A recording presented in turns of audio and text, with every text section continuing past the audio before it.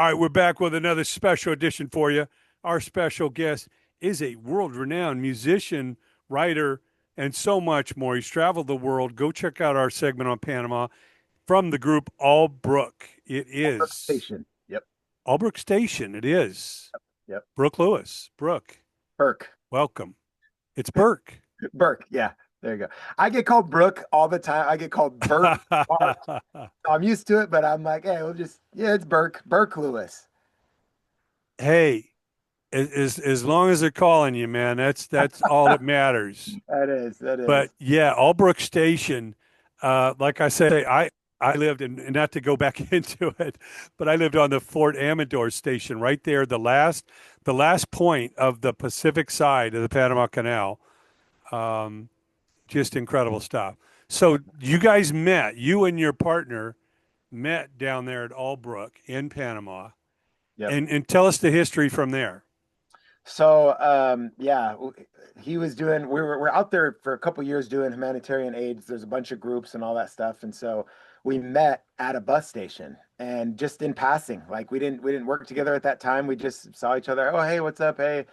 And then we went about our merry way. And then we met each other later towards the end of my time out there and became just brothers, just best buddies. Then when I came back to California, I actually went into sales and went into insurance and finance for a little bit. And, had a near-death experience that made me kind of think, do I want to do this for the rest of my life, or do I want to go out there and try to do music? I've always been fascinated with musicians, with music, with creating, and I just felt like, you know what, let me try this. And so I moved to Utah, and I started singer-songwriter, like acoustic, and started playing as many shows as I could, and just kind of getting my name out there. And then sooner or later, there became a need of like, hey, can you play these live shows and bigger songs? And I just wanted a band. Like I have older brothers, and I grew up to like Metallica, Megadeth, um, Limp Bizkit, Disturbed, Sure. like all of that stuff. And then like I have older sisters, so I also grew up with Michael Jackson and Destiny's Child, TLC, Madonna, Mariah Carey, so all this stuff. So I always been fascinated with it. But the singer-songwriter thing was fun for a long time. But I love having a band. I love the hardships and struggles that come with it. I love, it's just fun, dude. Like I love it. So I started building bands, and at first it was just hired musicians that would come play on the band. And then after a while, I was like, I want something a little bit more permanent. So then I kind of shifted from hired guns to let's build an actual band. So I hit up Jesse, who I was writing a bunch of songs by myself, and then him and I started writing together. And I said, dude, I'm looking for like a bass player. Do you know anybody? And he goes, give me 6 months. And I was like, 6 months for what? And he goes, give me 6 months, I'll have it down. And sure enough, he did. Jesse's just one of those guys, man. He's one of those guys that can pick up a keyboard, guitar, drums in 6 months, and he's solid. So he started playing bass for me, and then we found our drummer Nate. He drums for a lot of other bands. At the time, he's just like that go-to guy. And I saw him do a drum cover of Green Day's Basket Case, and I was like, oh, I need this guy. Need this guy. So then we got him into the band, and then we met our producer Randy, and Randy was just one of those guys that could see the vision that we had in our heads of we've got a little bit of hip hop with rock, and we also have like a big cinematic anthemic sound. And so he knew how to capture that. And then over time we were like, dude, join the band. So he joined the band. Then the last piece of the puzzle was Jesse's older brother. Because we needed to pull off our sound live, like I needed another backing vocalist. I also needed some sampling, some DJ.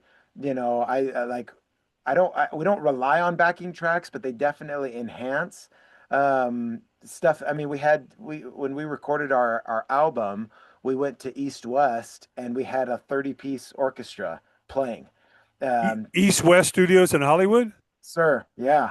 And so, That's my friends. Candace. oh, Candace runs and it. Candace I Stewart. love Candace. Candace is awesome. Oh yeah. I was Her just down there last week with Glenn Hughes Did you see Keith? and Joe Bonamassa. Where did you hang out with Keith at all? Did you get to see him? Oh yeah. Yeah.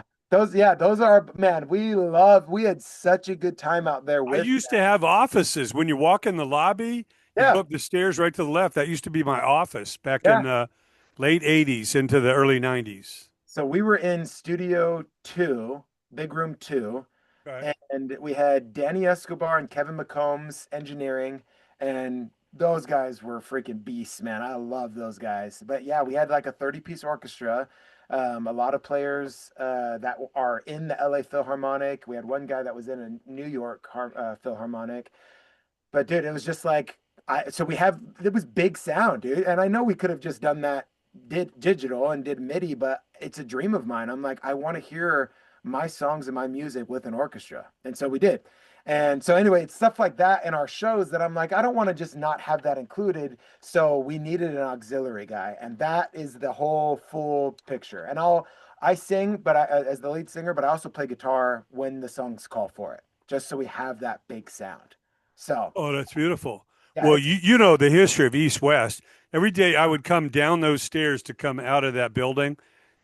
I'd either be running into Red Hot Chili Peppers, nice. REM, Nile Rodgers, Stray Cats, Guns N' Roses, Iggy Pop, Elton John. I mean, every day, they had 5 rooms. There was somebody coming in or out of that place. It was insane. Yeah, I actually, all the my offices were in there when they had the LA riots yeah. in the early 90s. Yeah, looked at all the names, saw Metallica, System of a Down, and it was I just think the Chili Peppers have done like their last 9 albums there. it makes sense, man. It is one of my we were gonna do drums there because drums would be fantastic, but then we ended up getting drums done at the Steakhouse Studios with Kevin McCombs. I'm literally right up the block from Steakhouse. You Dude, you're hitting all the buttons, man. know all of our people, dude. Magnolia Boulevard, just west Yeah. of Cahuenga. I'm right there. Dude, so we had Kevin McCombs and Caleb. Caleb Allen, I think is his last name. I just call him Caleb. But we had them do our drums with Kevin as the head engineer. And like, dude, it's crazy. Like, oh yeah, Bad Omens did their drums there, or Papa Roach did it, or Disturbed just did some Oh drums, yeah. So it's kind of cool because I feel like the big argument nowadays that I see a lot on social media is don't go to a studio, you can do everything at home.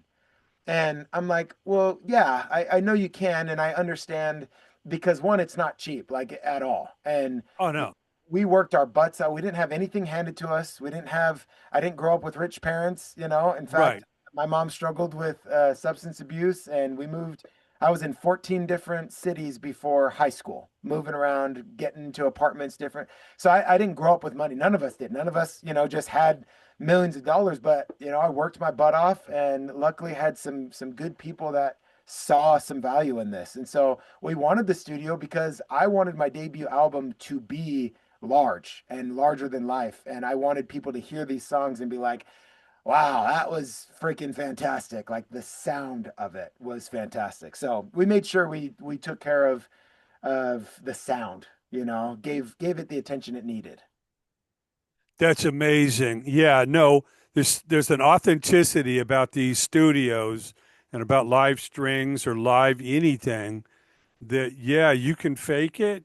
There's a shortcut, but if you can pull it off, it matters. There's a feeling, there's a vibe, that analog or that reality or whatever it is. Yeah, Yeah.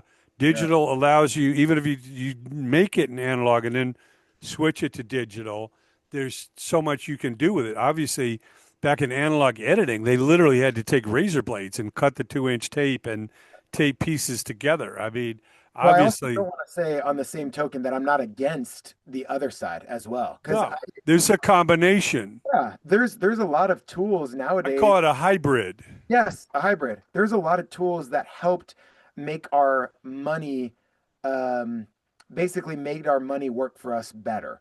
Because it's like, okay, we're gonna, it's like there's tools that we use so that we can get the best of it. So I'm not opposed. Like I've got buddies in bands that didn't go that route and they did MIDI or they tracked drums at their house. And I'm like, dude, at the end of the day, it's about did you get the emotion that you wanted as the artist out? And if you did, and that's in a garage or in a bathroom or on a cheap mic, expensive mic, whatever, I think it's up to the artist. And for me, for this first album, that's the experience I wanted. I grew up with, my legends and heroes doing that and watching behind the scenes of Linkin Park at NRG Studios or Foo Fighters at Oh Sound yeah. City. Like, I watched all that stuff and I was like, selfishly, I want that for me. I want to try that. So again, that's not for me to say that's the only, I'm not an elitist by any means. I'm like, hey, if technology can help me get my vision, awesome. But I wanted that orchestra in there for Well, that reason. as you know, NRG is just a half mile up the road from the steakhouse. It's my neighborhood right here. I Yep. go to the gym literally next door to NRG every morning to work out. Yeah. That's a place I'd like to do, mostly because of Hybrid Theory, because of Lincoln Park. So Oh I'm yeah, like, the gold and platinum on the walls in that place is ridiculous. yeah. So I'm like, I would love to go there. But I'm also not opposed to going back to East West and then Steakhouse. I love how our drums came out. And Well, so those are three of the best studios in the whole country right there. they are. And the people, man. I, if they're listening to this at all, yeah, Keith and Candace were absolute sweethearts to work with, nicest people. Kevin McCombs and Danny Escobar are boys, and same as Caleb. Like I feel like for this album, we found our people. We just found the best people to work with, and even the orchestra was fantastic. We've got some vocalists out in the UK, Choir Noir. Kat Marsh out there and Aaron Ward, they did some appearances on our album, and I mean they're on Bring Me the Horizon, Ed Sheeran, like just world class. And so for us, oh, and then like the mix, Zach Cervini mixed most of our songs. We might have a couple with Neil Avron. I know one of our singles that's coming out, he's mixing right now. And so for us, I'm like, these were my idols and my heroes, I'm like these, and I'm like discovering more and more awesome engineers and mixing engineers. And then of course Ted Jensen's mastering everything. And I mean, he's top world class. So I feel super fortunate, man. We've got a solid team. Well, that's incredible. Sharpshooter, the single. You're doing a gig Yeah. next week. Sound well, Yep. Salt Lake. Tell us about this indie label SAMHSA and the Create Music Group. How'd that all happen? Yeah. I mean, to not go into too much detail with it, but we were looking for a good distribution company because I mean, I was on, oh, what's that one? TuneCore for a long time. And I was on another like small indie label that didn't end up going anywhere, and it wasn't what I thought it was, and gave a lot of time to that. And so, anyway, we ended up not doing TuneCore again, and we started working with our buddy Jared Gosselin, and love that guy to death, man. He's helped us out a ton in like kind of showing us the works. He's super successful, and he's done a lot. And so I was like, dude, help us. Like, we need you. And so he had presented to us a couple options.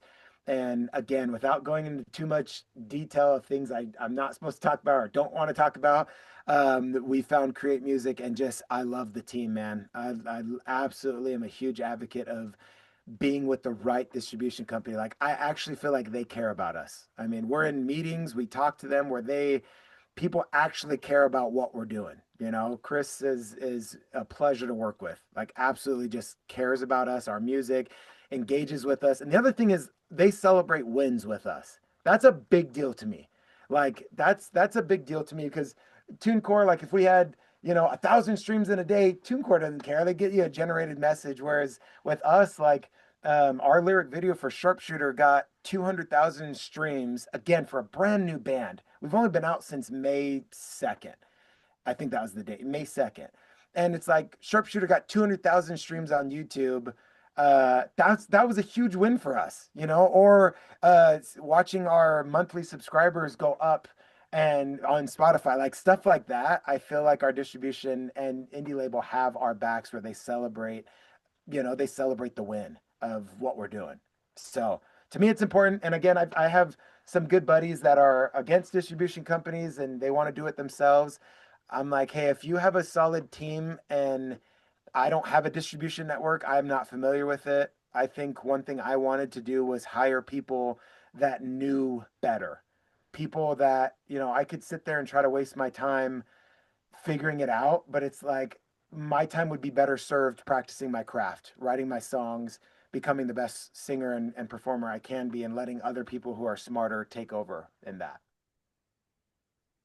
Wow, that sounds incredible. I know it's so important to have a team. Yeah.